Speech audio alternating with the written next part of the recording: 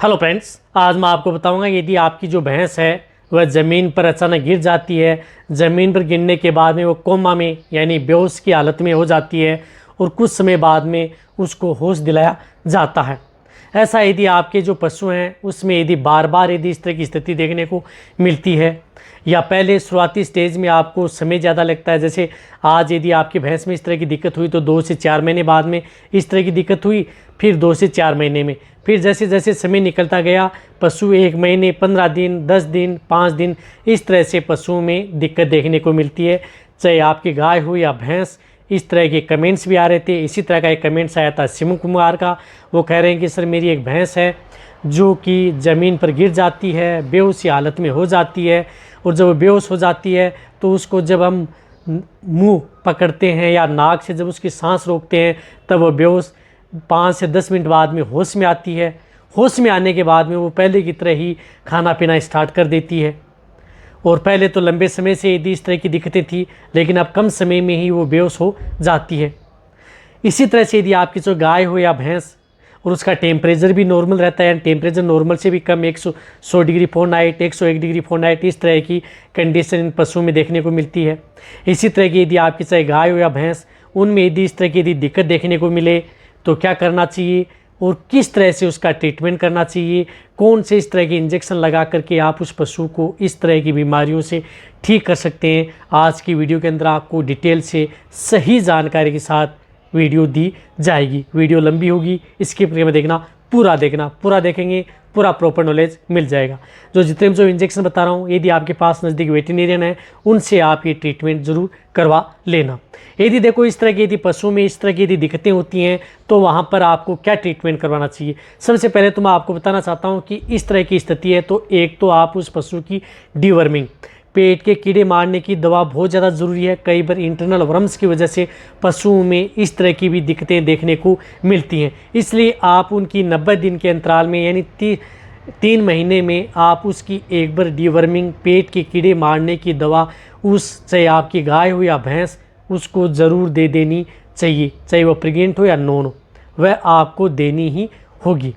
उसके बाद में आपको ट्रीटमेंट क्या करवाना है। देखो इस तरह के केस में आप उस पशु को एक तो माइफेक्स जो कैल्शियम मैग्नीशियम बोरोग्लूकोनेट आती है इसका प्रयोग करना है। इस इंजेक्शन का जिस तरह से माइफेक्स आती है ये अपने वेटेरियन से उस पशु को ज़रूर लगवा लेनी चाहिए। ये लगवानी कब है, जब पशुओं का यदि आपका टेम्परेचर डाउन रहता है, कम रहता है, 199 डिग्री है फ़ारेनहाइट या 101 है, तो उस स्थिति में एक बार उस पशु को माइफेक्स ज़रूर लगवा लेना चाहिए इस तरह के केस में।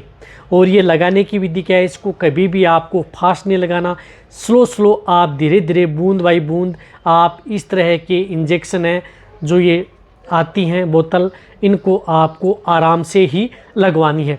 तो ये अपने वेटेरियन से लगवा सकते हैं। यदि आपका पशु प्रेग्नेंट है, इस तरह की स्थिति हो रही है तो भी आप लगवा सकते हैं, नहीं है दूध देने वाला पशु है तो भी आप इस माइफेक्स का प्रयोग अपने पशुओं में करवा लेना है। ये तो आपको करवाना ही करवाना है। अब देखो इसके साथ आपको क्या करना है, इसके साथ आपको एक जो इंजेक्शन है उस इंजेक्शन का भी प्रयोग करना है। जिस तरह से इंजेक्शन आता है ये नोविजेक इंजेक्शन भी उस पशु को लगाना है। जो कीटो बफर्ड फास्फोरस का जो इंजेक्शन आता है ये इंजेक्शन उस चाहे गाय हो या भैंस अपने वेटेरियन से ज़रूर लगवा लेना है। जो इस तरह की 2 वाइल आती हैं, एक 30 ml की वाइल, एक 20 ml की वाइल, दोनों को मिक्स कर लेना है। इस तरह से ये 50 ml की डोज बन जाएगी। पशु का थोड़ा बॉडी वेट कम है तो आप 25 ml एक दिन, जैसे 25 ml आज लगा लिया और 25 ml कल दूसरे दिन लगा लिया। पशु का बहुत ज़्यादा बॉडी वेट है तो आप उसे 50 ml 25 ml दोनों साइड में भी अपने वेटेरियन से लगवा सकते हैं। अन्यथा 2 दिन आप इस इंजेक्शन का प्रयोग अपने वेटेरियन से ज़रूर करवा लेना है। देखो यदि इनके बारे में यदि पूरी डिटेल से जाऊंगा कि ये इंजेक्शन किस तरह से काम करता है तो ये मेरे चैनल पे वीडियो बनी हुई है, लेकिन इस तरह की बीमारियों में बहुत इस तरह की फील्ड में हमने इस तरह के केस देखे हैं और उनका हल भी किया है। देखो मैं आपके लिए वही वीडियो लेकर के आता हूँ जो हमने फील्ड में उनका रिजल्ट पाया है, उसी का ट्रीटमेंट आपको इस चैनल पर दिया जाता है। तो इस तरह की पशु में दिक्कत हो जाती है तो ये आप ज़रूर जो अपने वेटेरियन से ही आपको करवाना है। इसी के साथ आपको कौन से इंजेक्शन का प्रयोग करना है, एक इंजेक्शन का प्रयोग करना आपको मिकोबालामिन या मिथाइलोकोबालामिन साल्ट का इंजेक्शन। जिस तरह से मिकोवेट अक्सल मिले बहुत अच्छा है, मिकोवेट अक्सल इंजेक्शन का आप प्रयोग कर सकते हैं। मिकोवेट अक्सल उस पशु में 10 ml से लेकर के 20 ml इंट्रावेनस ये नस में इंजेक्शन लगवाएं, ताकि आपको बैटरी जेल लेना है तो ब्लड में यदि आप लगवाएंगे तो अच्छा रिजल्ट आपको देखने को मिलेगा। मिकोवेट अक्सल नहीं मिल रहा है तो आप न्यूरोकाइंड अक्सल इंजेक्शन भी आप प्रयोग कर सकते हैं। इसकी भी डोज वही होती है जो मिकोवेट अक्सल की होती है।